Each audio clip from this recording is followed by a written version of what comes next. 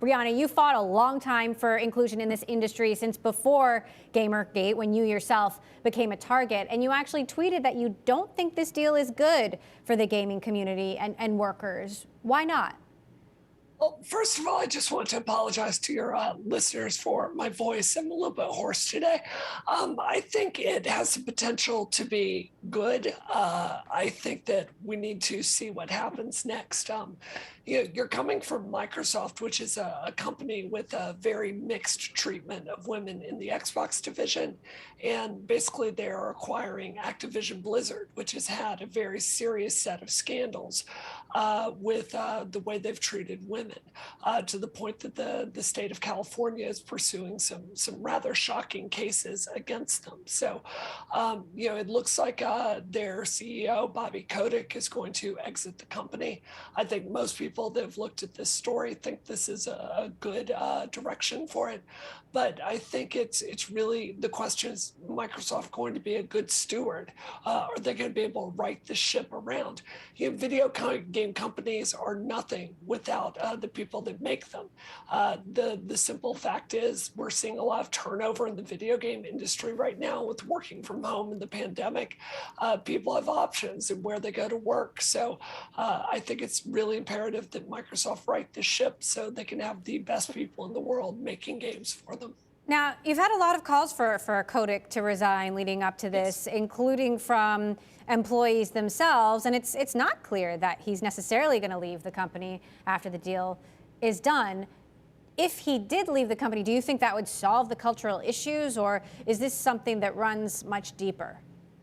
I think if you look at some of the Wall Street Journal reporting of this issue, it's very clear that culture comes from the top at these companies. According to stories that have come out, Kotick personally interceded with many of these sexual harassment investigations. So obviously the devil's in the details, but it's really hard to imagine it not getting better.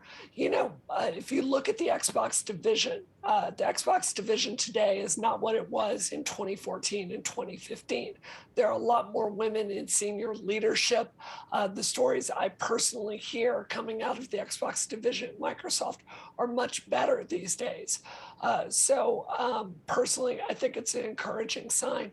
But as you said, this also kind of puts these efforts to push Bobby Kotick out the door on hold as we kind of wait for this merger to go through. Satya Nadella used the word inclusion and wanting the committing to the gaming industry becoming more inclusive. Do you believe that's something that Microsoft under his leadership can pull off, given how deep-seated these issues are? But certainly Microsoft does have a track record of making big acquisitions work. Yeah, I couldn't agree more. The women I personally know that work at Microsoft, generally speaking, have good things to say. I think when it comes to these kind of cultural issues, you need to pay attention to what people's track record is. What have they done? Have they been effective in solving these issues? I think Microsoft hasn't been perfect, but they've been pretty good overall. So I personally believe in this move. Additionally, there's also the issue of who gets the opportunity to be on the platform. If you look at Game Pass, this is the kind of center product for Xbox. They have a real history of taking indie games, which disproportionately are made by women and people of color and LGBT people, and really putting them center stage. You have a game like Unpacked that came out last year, very small development team, won many awards. It's just a stellar game. That's the kind of opportunity that gets the chance to be in front of more eyeballs with something like Game Pass. So I think that really could work very well. Speaking of eyeballs, I have to ask you about your efforts to get Gamergate to the small screen. Talk to us about the series and what we'll learn about how much the gaming industry has and hasn't changed since then. Yes, it was announced a few weeks ago. We are working with Hollywood to turn Gamergate into a television series.